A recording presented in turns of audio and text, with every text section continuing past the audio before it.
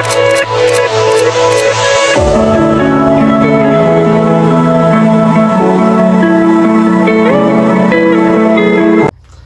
adlaw sir, wala na kagalisod sa pag-arender sir. Nanakayan ka sir o nakay kagalingong motor? May adlaw po sir. Maayo raman sa daong pag-anhi din nakasakay ra po kog libre sa akong kaila. May day sir, kanang pwede ba ko makabalo sa imong gamay nga impormasyon sama sa imong ngalan, edad o asa kagapuyo? Ako din si Joseph Dagpin, 18 anyos, lumulupyo sa Barangay Masidlako, Dapitan City. Pwede ba na ako may bawaan kung sa imong tuyo sa pag-ani diri o kung sa imong gibati karon? Naalay ko problema nga gusto ipahimang no sir. Sige sir, andam ko nga maminaw. Unsa man imong gibang bati karon?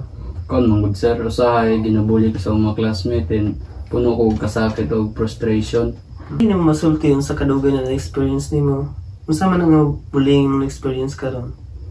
Kon sir, dugay-dugay na. Si katawan sa akong kuan, pisikal nga itsura, ug usahay magpasabot sila nga wala ko'y abilidad.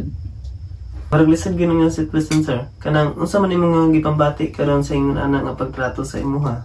Kon sir, kanang kapoy na kaayo, usahay gusto na lang ko magpalayo, wala ko kasabot nga nung ilang sing bulihon. Kung ako ginakasakit ang napin nga ginabuli ka, importante nga nagka-story ta karon aron matabangan ta ka.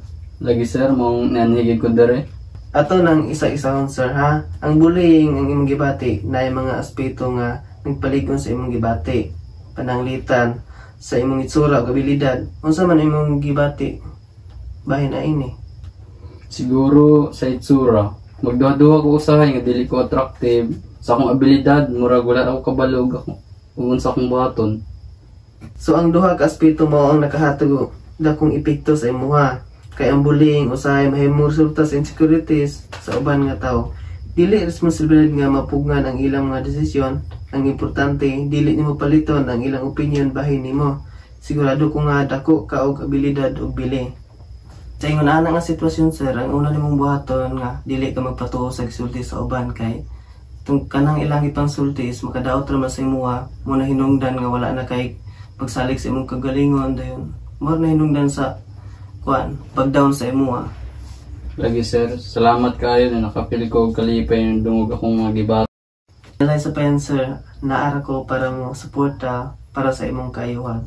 Padayon lang, walampasan ra lagi na nimo. Sige sir, salamat kay sir.